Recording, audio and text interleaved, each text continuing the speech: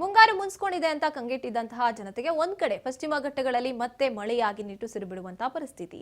10 ದಿನ ವಿರಾಮದ ಬಳಿಕ ಘಟ್ಟಗಳ ಪ್ರದೇಶದಲ್ಲಿ ಮಳೆ ಅಬ್ಬರಿಸ್ತಾ ಇದೆ. ಮಳೆಯಿಂದ ಮತ್ತೆ ಜಿಲ್ಲೆಯ ಜಲಪಾತಗಳಿಗೆ ಜೀವಕಳೆ ಬಂದಿದೆ.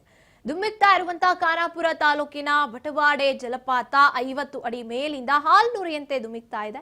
ಜಲಪಾತಗಳಿಗೆ ಜೀವಕಳೆ ಬಂದ್ರೂ ಪ್ರವಾಸಿಗರಿಗೆ ಒಂದು ರೀತಿಯಾಗಿ ನಿರಾಸೆ. ಬೆಳಗಾವಿ ಜಿಲ್ಲೆ ಜಲಪಾತಗಳ ಪ್ರವೇಶಕ್ಕೆ ಅರಣ್ಯ ಇಲಾಖೆ ನಿರ್ಬಂಧವನ್ನ ಹೇರಿರುವಂತದ್ದು. ಅಂದ್ರೆ ಯಾವುದೇ ರೀತಿಯಾದಂತಹ ಸಮಸ್ಯೆಗಳು ಆಗಬಾರದು ಯಾರಿಗೂ ಅಂತ ಪ್ರವಾಸಿಗರಿಗೆ ಇನ್ನು ಬಣಗುತ್ತಾ ಇರುವಂತದ್ದು. ಜಿಲ್ಲೆಯ ಜಲಪಾತಗಳು ಒಟ್ಟಾರೆಯಾಗಿ ಒಂದ್ ರೀತಿ 10 ದಿನಗಳಿಂದ ಮಳೆ ಇಲ್ಲ ಅಂತ ಕಂಗೆಟ್ಟು ಹೋಗಿದ್ದಂಥದ್ದು. ಪಶ್ಚಿಮ ಘಟ್ಟಗಳಲ್ಲಿ ಜನತೆ ಆಗಿರ್ಬೋದು, ಹಾಗೇನೆ ಅಲ್ಲಿದ್ದಂತಹ ಸುಂದರವಾದಂತಹ ಜಲಪಾತಗಳು ಇನ್ನೇನ್ ನೀರಿನ ಮಟ್ಟವನ್ನ ಕಳ್ಕೊಳ್ತಾ ಇತ್ತು. ಆದ್ರೆ ತಂಪೆರೆದಿರುವಂತದ್ದು ಮಳೆರಾಯ, ಜೊತೆಗೆ ಜೀವಕಳೆಯನ್ನ ತಂದಿರುವಂತದ್ದು ಅಲ್ಲಿನ ಜಲಪಾತಗಳಿಗೆ. 10 ದಿನದ ವಿರಾಮದ ಬಳಿಕ ಘಟ್ಟಗಳ ಪ್ರದೇಶದಲ್ಲಿ ಮಳೆ ಅಬ್ಬರಿಸಿದೆ. ಮಳೆಯಿಂದ ಮತ್ತೆ ಜಿಲ್ಲೆಯ ಜಲಪಾತಗಳಿಗೆ ಜೀವಕಳೆ ಬಂದಂತಾಗಿದೆ.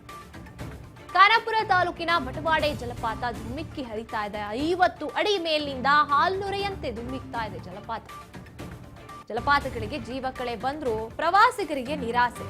ಯಾಕೆಂದ್ರೆ ಅರಣ್ಯ ಇಲಾಖೆ ನಿರ್ಬಂಧವನ್ನ ಹೇರಿದೆ. ಬೆಳಗಾವಿ ಜಿಲ್ಲೆ ಯಾವುದೇ ಜಲಪಾತಗಳಿಗೆ ನಿಷೇಧ, ಯಾರು ಹೋಗೋಂಗಿಲ್ಲ ಅಂತ. ಇಂತಹ ಸುಂದರ ಕ್ಷಣಗಳನ್ನ ಕಣ್ತುಂಬಿಕೊಳ್ಳೋದಕ್ಕೆ ನಾವು ಪ್ರವಾಸಕ್ಕೆ ಹೋಗ್ಬೋದಲ್ವಾ ಅಂತ ಪ್ಲಾನ್ ಮಾಡ್ಕೊಳ್ತಾ ಇದ್ರು ಪ್ರವಾಸಿಗರು ಅನ್ಸುತ್ತೆ. ಅಂಥವರಿಗೆ ಈಗ ಕಟ್ಟುನಿಟ್ಟಿನ ಒಂದು ಆದೇಶ ಅಥವಾ ಒಂದು ಸೂಚನೆ ಅಂತ ಹೇಳ್ಬೋದು ಅರಣ್ಯ ಇಲಾಖೆ ನೀಡಿರುವಂಥದ್ದು. ಯಾರಿಗೂ ಯಾವುದೇ ರೀತಿಯಾದಂಥ ಸಮಸ್ಯೆಗಳು ಆಗಬಾರ್ದು, ಅಪಘಾತಗಳು ಸಂಭವಿಸಬಾರದು ಅಂತ. ಧುಮ್ಮಿಕ್ಕುತ್ತಾ ಇರುವಂತಹ ಜಲಪಾತ 50 ಅಡಿ ಮೇಲಿನಿಂದ ಹಾಲ್ನುರಿಯಂತೆ ಹರಿದು ಬರ್ತಾ ಇದೆ. ನಾವು ಗಮನಿಸ್ತಾ ಇದ್ದೀವಿ. 10 ದಿನಗಳಿಂದ ಮಳೆಯಾಗಿರ್ಲಿಲ್ಲ. ಕಂಗೆಟ್ಟು ಹೋಗ್ತಾ ಇದ್ರು ಅಲ್ಲಿನ ರೈತರು, ಜೊತೆಗೆ ಜನತೆ. ಮಳೆ ಆಗ್ತಾ ಇಲ್ಲ ಇಲ್ಲಿ ಯಾಕೆ ಅಂತ. ಆದ್ರೆ 10 ದಿನಗಳ ನಂತರ ಈಗ ಪಶ್ಚಿಮ ಘಟ್ಟಗಳಲ್ಲಿ ತಂಪೆರೆಯೋದಕ್ಕೆ ವರುಣ ಎಂಟ್ರಿ ಕೊಟ್ಟಿದ್ದಾನೆ.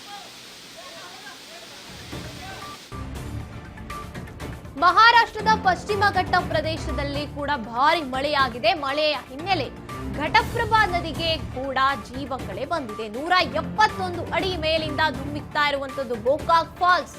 ಬೆಳಗಾವಿ ಜಿಲ್ಲೆಯ ಗೋಕಾಕ್ ತಾಲೂಕಿನ ಗೋಕಾಕ್ ಜಲಪಾತ. ನದಿ ನೀರಿನ ಮಟ್ಟ ಹೆಚ್ಚಳ ಆಗಿದೆ. ಗೋಕಾಕ್ ನಗರ ಶಿಂಗಳಾಪುರ ಗ್ರಾಮದ ಮಧ್ಯೆ ಬ್ಯಾರೇಜ್ ಇದೆ. ಬ್ಯಾರೇಜ್ ಮುಳುಗಡೆಯಾಗಿದೆ. ಪರ್ಯಾಯ ಮಾರ್ಗವನ್ನ ಬಳಸಿಕೊಂಡು ಸವಾರರು ಸಂಚಾರ ಮಾಡ್ತಾ ಇದ್ದಾರೆ.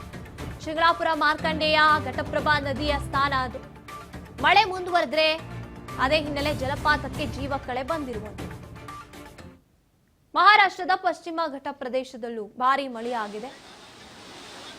ಅದೇ ಮಾರ್ಗದಲ್ಲಿ ಸಂಚಾರವನ್ನ ಮಾಡ್ತಾ ಇದ್ದಂತ ಜನತೆ ಈಗ ಬೇರೆ ಮಾರ್ಗದಲ್ಲಿ, ಯಾಕಂದ್ರೆ ಅಲ್ಲಿನ ಸೇತುವೆ ಮುಳುಗಿ ಹೋಗಿರೋದನ್ನ ನಾವು ಗಮನಿಸ್ತಾ ಇದ್ದೀವಿ. ಕೃಷ್ಣಾ ನದಿ ಕೂಡ ಮೈದುಂಬಿ ಹರಿತಾ ಇದೆ. 171 ಅಡಿ ಮೇಲಿಂದ ಗೋಕಾಕ್ ಫಾಲ್ಸ್ ಹರಿದು ಬರ್ತಾ ಇರುವಂಥದ್ದು. ಗೋಕಾಕ್ ತಾಲೂಕಿನ ಬೆಳಗಾವಿಯಲ್ಲೇ ಇದು ಕೂಡ ಗೋಕಾಕ್ ಫಾಲ್ಸ್. ಅಲ್ಲಿ ತುಂಬಾ ಫೇಮಸ್. ನದಿ ನೀರಿನ ಮಟ್ಟ ಕೂಡ ಹೆಚ್ಚಳ ಆಗ್ತಾ ಇದೆ. ಗೋಕಾಕ್ ನಗರ ಶಿಂಗಳಾಪುರ ಗ್ರಾಮದ ಮಧ್ಯೆ ಇರುವಂತಹ ಬ್ಯಾರೇಜ್ ಅದು ಸಂಪೂರ್ಣ ಜಲಸ್ತಂಭ ಆಗಿರುವಂತಹ ಕಾರಣಕ್ಕೆ, ಮುಳುಗಡೆ ಆಗಿರುವಂತಹ ಕಾರಣಕ್ಕೆ ಅಲ್ಲಿ ಯಾರು ಕೂಡ ಸಂಚಾರವನ್ನ ನಡೆಸೋದಕ್ಕೆ ಆಗೋದಿಲ್ಲ, ಸಮಸ್ಯೆ ಆಗ್ತಾ ಇದೆ. ಬೇರೆ ಮಾರ್ಗದಿಂದ ಅಲ್ಲಿ ವಾಹನ ಸವಾರರಾಗಿರ್ಬೋದು, ಕಾಲ್ನಡಿಗೆಯಲ್ಲಿ ಹೋಗೋರಾಗಿರ್ಬೋದು ಸಂಚಾರವನ್ನ ಮಾಡ್ತಾ ಇದ್ದಾರೆ. ನಾವು ಗಮನಿಸ್ತಾ ಇದ್ದೀವಿ 10 ದಿನಗಳ ನಂತರದಲ್ಲಿ ಆಗಿರುವಂತ ಮಳೆ.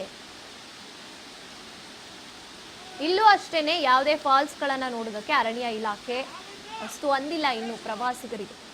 ನದಿ ನೀರಿನ ಮಟ್ಟ ಹೆಚ್ಚಾಗಿರುವಂತ ಕಾರ್ಯಕ್ಕೆ ಅಲ್ಲಿ ಯಾರು ಕೂಡ ಸಂಚಾರವನ್ನ ನಡೆಸೋಕೆ ಆಗ್ತಾ ಇಲ್ಲ. ಬ್ಯಾರೇಜ್ ಸಂಪೂರ್ಣವಾಗಿ ಜಲಸ್ತಂಭ ಆಗಿತ್ತು. ಶಿಂಗಳಾಪುರ ಮಾರ್ಕಂಡೇಯ ಘಟಪ್ರಭಾ ನದಿಯ ಸ್ಥಾನ. ಮಳೆ ಹೀಗೆ ಮುಂದುವರೆದ್ರೆ ನದಿ ಜಲಪಾತಕ್ಕೆ ಮತ್ತಷ್ಟು ಜೀವಕಳೆ ತುಂಬಿಕೊಳ್ಳುತ್ತೆ. ಮಹಾರಾಷ್ಟ್ರದ ಪಶ್ಚಿಮ ಘಟ್ಟಗಳಿಂದ ಬರ್ತಾ ಇರುವಂತಹ ಮಳೆ ಘಟಪ್ರಭಾ ನದಿಗೆ ಜೀವಕಳೆ ಬಂದಿದೆ. 171 ಅಡಿ ಮೇಲಿಂದ ಧುಮ್ಮಿಕ್ತಾ ಇರುವಂತದ್ದು ಗೋಕಾಕ್.